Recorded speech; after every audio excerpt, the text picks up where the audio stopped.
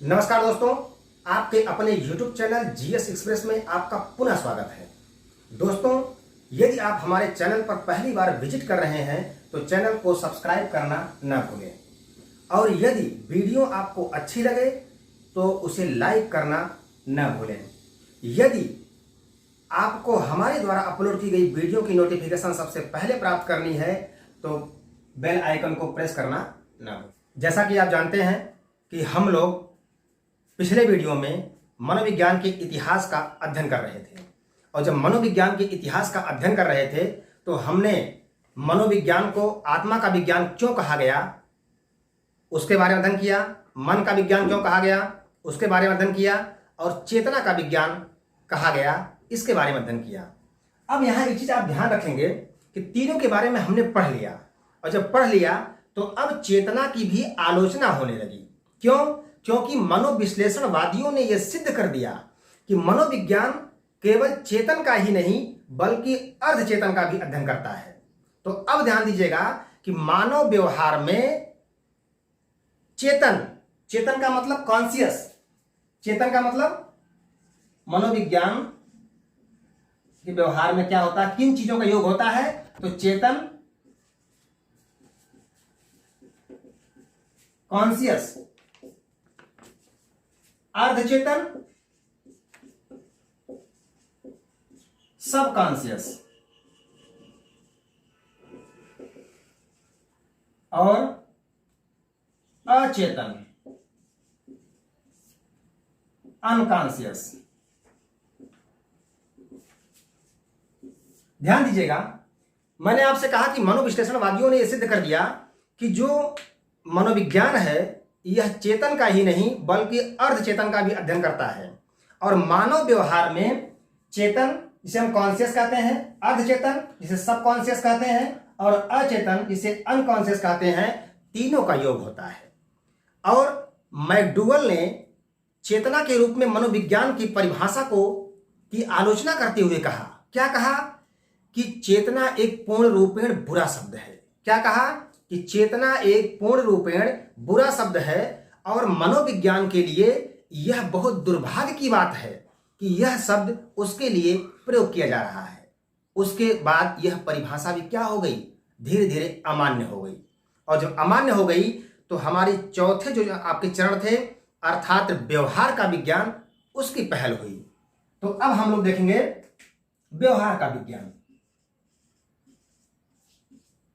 व्यवहार का विज्ञान, तो मनोविज्ञान को व्यवहार का विज्ञान क्यों कहा गया उस पर ध्यान दीजिएगा।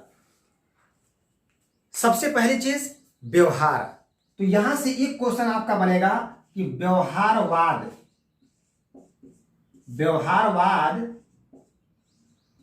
की नींव किसने डाली।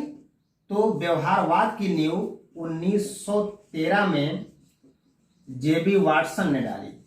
किसने डाली? अगर आपसे पूछे कि व्यवहारवाद का जनक कौन है तो आप कहेंगे कि व्यवहारवाद का जनक जेबी वाटसन है और इन्होंने व्यवहारवाद की नींव डाली थी। कहां डाली थी? तो यहां ध्यान रखिएगा, अमेरिका के हॉपकिंस विश्वविद्यालय में इन्होंने 1913 में व्यवहारवाद की नींव रखी थी। उन्होंने कहा जब चेतना दिखाई ही नहीं पड़ती है तो उसका अध्ययन क्यों, या उसका अध्ययन निरर्थक है। ध्यान दीजिएगा, क्योंकि इसके ऊपर चेतना ही है, चेतना के विज्ञान के रूप में। तो इन्होंने कहा कि जब चेतना दिखाई ही नहीं देती है तो उसके बाद उसका अध्ययन हम क्यों करें, या उसका अध्ययन निरर्थक है। उन्होंने कहा कि मानव का व्यवहार दिखाई देता है। क्या कहा उन्होंने? मानव का व्यवहार दिखाई देता है, इसलिए मनोविज्ञान जो है यह व्यवहार का विज्ञान है। और इसके पक्ष में कौन कौन लोग आए? तो आप कह सकते हैं कि जेबी वाटसन ने कहा कि यह व्यवहार का विज्ञान होगा, स्किनर ने कहा कि हाँ यह व्यवहार का विज्ञान होगा, वुडवर्थ ने कहा कि यह व्यवहार का विज्ञान होगा। अब यहां ध्यान दीजिएगा, वाटसन की एक पुस्तक थी जो 1924 में प्रकाशित हुई थी जिसका नाम था द बिहेवियरिज्म। क्या नाम था? The behaviourism. ये उनकी पुस्तक 1924 में प्रकाशित हुई थी और उसके बाद अब जो आधुनिक मनोविज्ञान है यह अब व्यवहार का विज्ञान बन गया है। इसी संदर्भ में मैं आपको एक चीज और बताऊं कि वुडवर्थ का एक बहुत पॉपुलर कथन है। उन्होंने कहा है कि मनोविज्ञान ने सबसे पहले अपने आत्मा का त्याग किया, फिर अपने मन का त्याग किया और फिर अपनी चेतना का त्याग किया और अंत में व्यवहार विधि को अपना लिया। स्किनर महोदय ने क्या कहा है? स्किनर महोदय ने कहा है कि मनोविज्ञान व्यवहार एवं अनुभवों का विज्ञान है। क्या कहा है? कि मनोविज्ञान व्यवहार एवं अनुभवों का विज्ञान है। वाटसन महोदय ने क्या कहा है? वाटसन महोदय ने कहा है कि मनोविज्ञान व्यवहार का शुद्ध धनात्मक विज्ञान है। क्या कहा है वाटसन महोदय ने? कि मनोविज्ञान व्यवहार का शुद्ध धनात्मक विज्ञान है।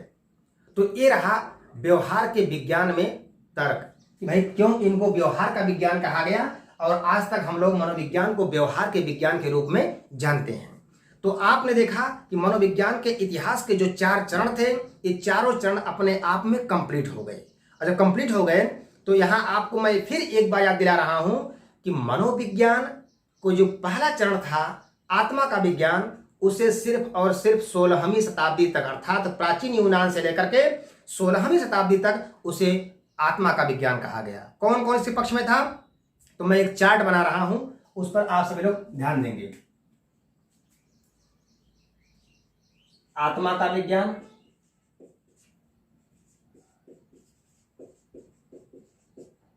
आत्मा के विज्ञान के पक्ष में कौन कौन था? तो पहले आप ध्यान देंगे कि भैया ये प्राचीन यूनान से लेकर के, प्राचीन यूनान से 16वीं शताब्दी तक, ठीक है।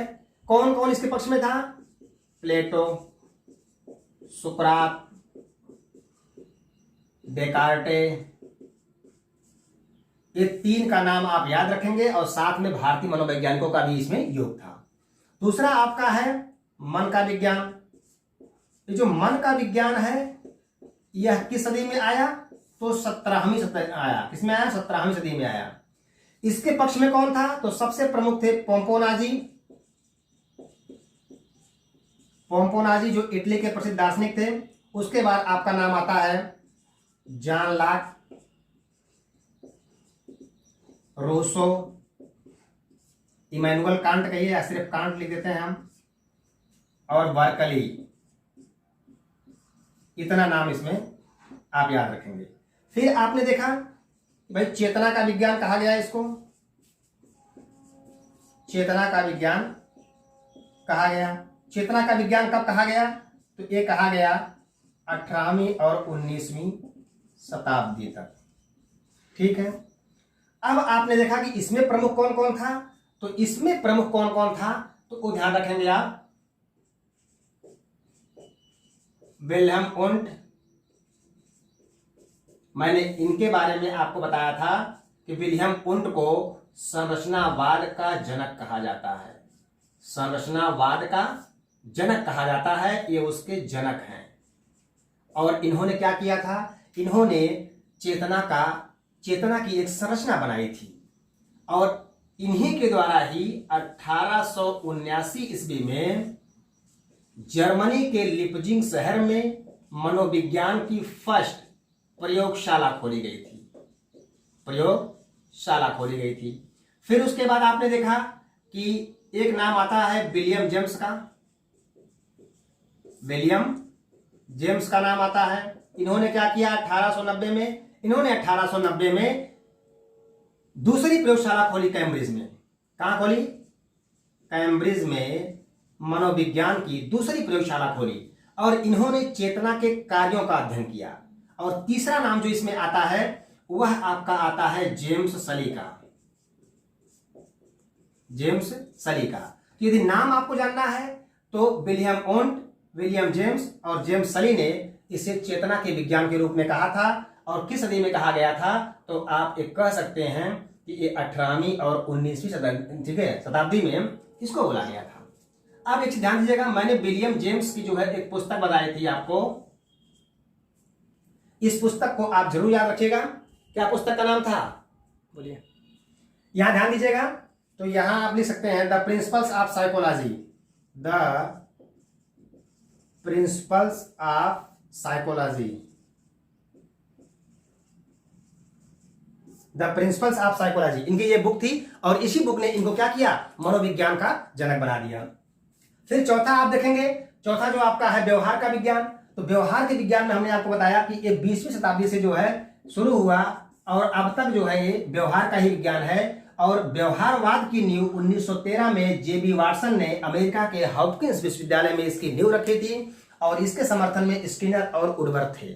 और मैंने वुडवर्थ को आपका कथन भी बताया कि वुडवर्थ महोदय ने कहा था कि मनोविज्ञान ने पहले अपनी आत्मा का त्याग किया, फिर अपने मन का त्याग किया और उसके बाद फिर अपनी चेतना का त्याग किया और अंत में व्यवहार विधि को अपना लिया।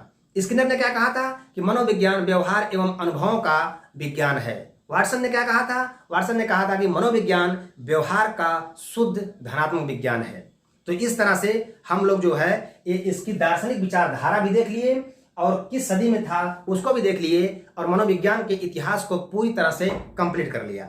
अब हम लोग नेक्स्ट वीडियो में अध्ययन करेंगे शिक्षा का, फिर उसके बाद हम लोग आएंगे शिक्षा मनोविज्ञान पर और इन चैप्टरों को समाप्त करने के बाद फिर हमारा नया चैप्टर